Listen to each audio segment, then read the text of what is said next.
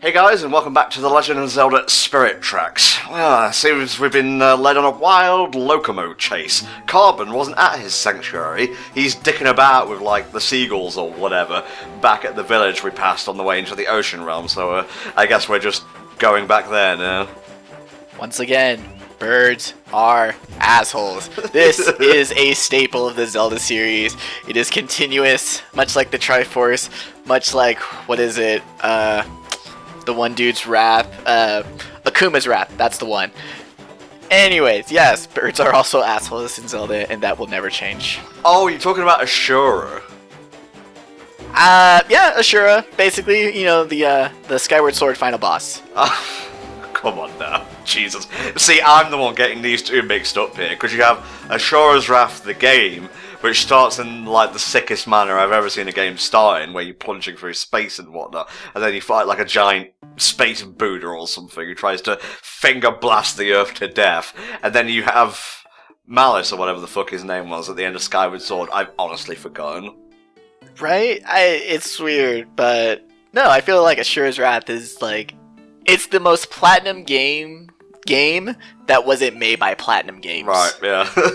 Like, it hits all the point. Like, it could basically be a Trigger Studio anime if it wanted to. Yeah, I'm really glad Platinum Games is back on their feet now, because, you know, after the lackluster Korra game and the TMNT game and Scalebound being cancelled, they were in a bad way for a while. And then, like, Nier Automata came and fucking blew every expectation out of the water.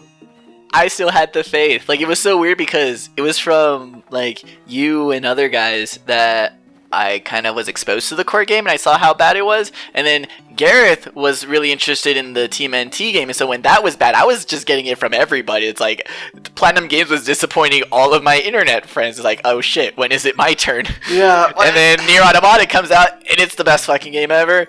And Yoko Taro still got it. Yeah. Basically, welcome to the Platinum Discussion Power Hour, but we're done now. Carben was indeed dicking about with the bird, so let's talk to this zombie, ? And maybe she'll be able to tell us what's what. It's another fortune teller, you know. It's an Ocarina of Time reference. I suppose so. I don't recall a fortune teller in Breath of the Wild, which I have beaten at this point, by the way. Once again, look out for a live playthrough of that later in the year. But first, we must answer questions that will dictate our future ? Spoiler, it doesn't actually do anything, I'm pretty sure. See, what this actually all is one big quantum mechanic thing where the questions you ask determine the past events of the future.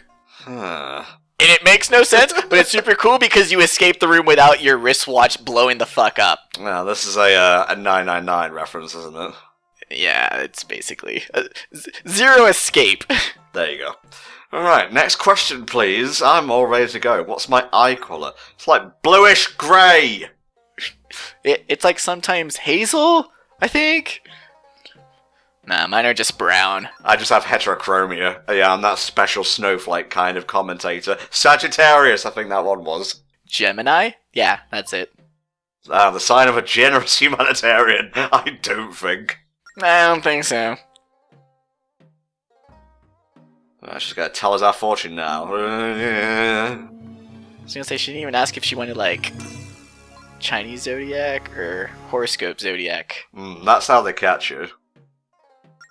That's how you know that these fortune tellers are just bogus. It's like, you walk in single and it's like, I see a person of the opposite sex. They are searching for you. Go seek happiness in that person. It's cold reading, guys. It's like those people who are like, I hear the ghost of Fred? Yep, the ghost of Fred. It's your dead brother.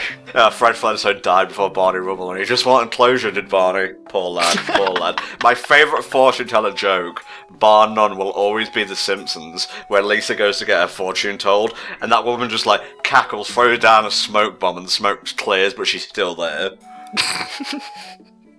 Classic Simpsons. But is it steamed hams? Well, Bexy, I made your directions, despite your directions.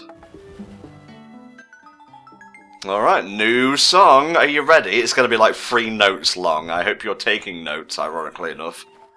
It's the one thing I really like about the songs in Spirit Tracks, that they're all super simple. They're just, at most, maybe 3 different notes. So you never have too much difficulty memorizing them, but they can get confusing just because it's like, is that 2-note song the same as that other 2-note song? I forget. Alright, we have the song of Bring an Old Man Over, who is like apparently being carried by vultures. Are they vultures? They're a bit colourful. I'm gonna assume that they are descended from the big black bird that was at the top of the tower from Link's Awakening, so has the canon gods decreed. Wait, but that island was fake though. Like, it wasn't real. Canon gods have decreed. Fine. The Song of Birds. They're not Ritos. They're not Keese in a different guise. It's just birds. Not bird people, just birds. Zelda has like the same Disney problem of why doesn't Pluto wear pants? Why don't those birds, start their own postal service? Yeah, why would the birds in Dumbo racist caricatures? We'll never know. It was a different time. Well, that all started back in the year of 1776 when the great nation of the United States was founded on the tobacco plant. Yeah, thank you. They were literally called Jim Crow, for fuck's sake. Oh, Disney. You take with one hand and you animate racist caricatures with the other. Okay, right, we got a new escort mission of sorts. Well, the easiest one ever. It's literally just a straight line. There's not really any signs to adhere to, and as far as I'm aware, there's no, notable distractions, so I guess it's just a straight journey. Yeah, I mean, pretty much the big dick around of the ocean realm has already passed. As the whole, you get all the way to Carben Sanctuary just to find out that he's all the way back in the village, and you kind of have to go to the sanctuary to trigger plot flags. Yeah. Those great, lovely Zelda things that just won't go the fuck away. Now, if you're looking for the stamp station, I believe it's in the southeast of the village. I completely forgot about that because I didn't want to waste time playing no bird songs, so it'll be a bit later as getting the engineer outfit now. He will get it. He has promised us so. So hold him to it, kids. Much like my Patreon promises, I fulfill them eventually, before the next payment cycle, for sure. One more patron equals one more train stamp. There you go. Well, let's see what we can buy here. I'm thinking prize postcards, because we haven't purchased any of those in a while. Well, we haven't. Also, I like how you have secondary shopkeepers. Like, how awkward / super Zelda-y would it be if Beetle ran all the shops? Yeah, he's a bit annoying to, even get to in this one, because you think, oh, I've almost got him, and then he, floats away past boundaries and whatnot. It's like, son of a bitch! It's like, so long, bye-bye. Well, I tried, I may not be good at video games, but they can't ever say that I didn't try. Begone, fishmonger, I am done here. Fish slasher.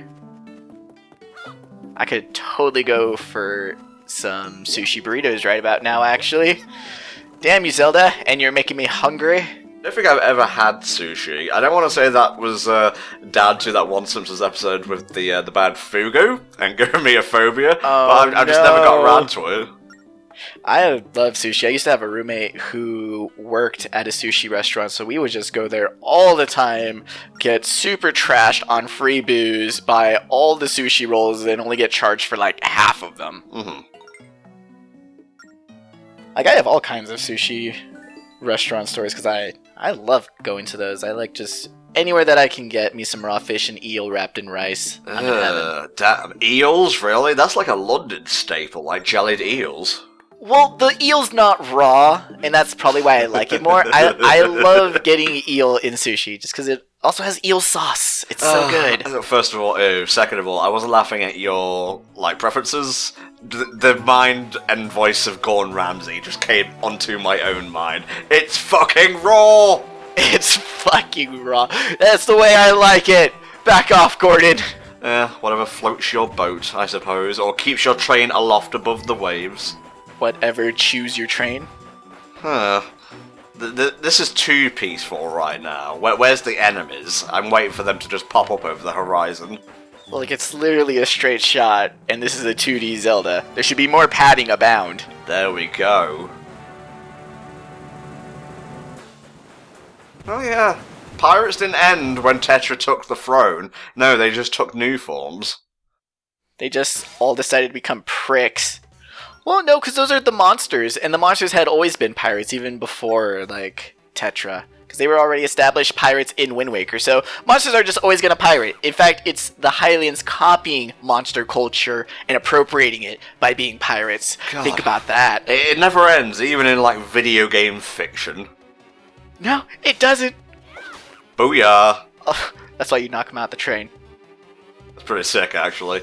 Now, this is obviously an escort mission in the truest sense of the word. I believe if Carben gets hit, you'll have to restart. I don't know, because I'm too on the ball to ever let him get hit. Please ignore the narrow misses throughout this section, but it goes on for quite a bit, this one. You've robbed us of extra game content by being better at the game. I can appreciate that. I can respect that.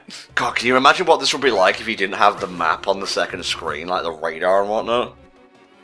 It's extremely useful. I like this whole little set piece. Like, they could have just had it been another train combat section, but I like how they throw in a little, you know, classic Zelda combat in your train escort mission game. Yeah, for sure. Like, I'm glad they, showed off other parts of the train, apart from just like, what's the front of the train called? This would be the carriage.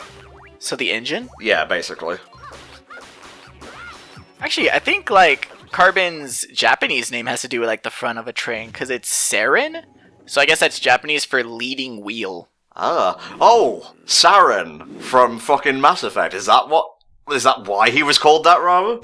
Well, it's Senrin, and I actually haven't played Mass Effect, so yes. Okay. Unconfirmed. Citation needed. I can't recall whether this guy was in Phantom Hourglass. Definitely not in Wind Waker. I would have remembered his face, but these are like, the big, you need the strong attack to defeat them sort of enemies in Hyrule Warriors Legends. Speaking of, Hyrule Warriors Definitive Edition. Oh, Lord have mercy. I might get it and do everything all over again, because I love that shit. I mean, sure, why not? We can do first quest of Zelda 1, do second quest of Zelda 1, and then we could do BS Zelda 1. Make sure we get all the versions of Zelda 1 done and good. Make sure we're thorough. And then we can move on to Zelda 2! That's a good idea, though. Like, if we want to redo Zelda 1, let's just do the second quest. Might as well. It's the same game, just different dungeons, and not that many people have seen Second Quest. There you go. Also, The World Ends With You Final Remix.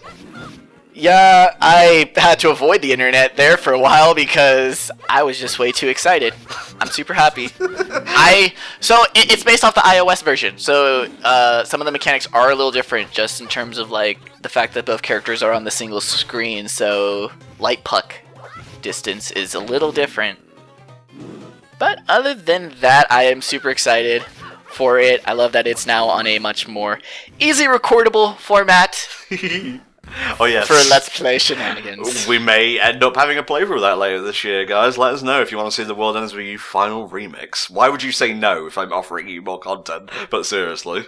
I was gonna say, like, how could you guys want to pass up on knowing literally every single intricate detail of how the light puck and the damage multiplier of The World Ends With You are programmed, and how you can maximize it for, like, efficient psi attacks? Oh, beautiful. And they finally brought Spoiler-chan into the realm of the living. That girl will finally see the light of day. Yeah, back when, wasn't she back on the website? Because I remember there was, like, a website that had a countdown, and then all that led to was that was for the iOS release, wasn't it? I think it was either that or a soundtrack or something, but yeah, people were pissed. I was pissed. I was so mad. Because it's like, there's been so much stuff dropped for a sequel, and it's like, and we're still not at that point. We're still only just getting a definitive remake. I love The World Ends With You. I'm just sorry. It's fine, don't worry about it. We all gotta gush sometimes. I think it will happen. I guess Square Enix will be watching sales of the port/remake like a hawk. But anywho, we brought Carben to the island sanctuary, and I guess he's grateful. He didn't really say as much during the attack, but whatevs. So, are the Locomos like the elves of this place? Are they celestial beings that are above mere mortals, or what's up with this? Or are they just another race? I would liken them to the Sheikah, honestly, just like servants of the gods. gotcha. Mystic people, but still just people. Well, not gods per se. They call them spirits in New Hyrule. They are. And I do like how that is a different terminology as well. It kind of makes this game feel more natural as well. I mean, it's sort of just the connotation of, you know, God versus spirits. Spirits just feel more akin to coming from nature. Yeah. And Spirit Tracks just feels like a natural game. Like the whole fact that you start in the woods and just all the landscapes, and the fact that you're laying down tracks on the earth. It's a very nature. You could make this a very green game. You know, this would be an Earth Day recommendation. Well, speaking of laying down tracks, we got a proper Force Gem. I was just kind of shooting the shit in earlier parts, but that's actually what it's called. And these things open up like optional tracks whenever you complete certain side quests. I don't know how out of my way I'll be going to do those and get those Force Gems, but you've seen one and it was mandatory, so be grateful. They're basically like the masks in Majora's Mask. They're your means of getting heart pieces. Well, heart containers here, thank God. In this game, yeah, luckily. Once again, never ever ever do I want to see a fucking heart piece, ever. There's no reason. There's no point. I mean, you can do temporary health increases in small amounts, but yeah, no. Oh, you can do that in Breath of the Wild as well. They're like yellow hearts. There you go. Have both. See? Zelda's on it. They're on Nintendo. You guys are doing good. You're doing great, sweetie. Please don't. The internet has ruined the word sweetie for me, but alright guys, come back later today where we have a couple more parts of Spirit Tracks for you. See you then.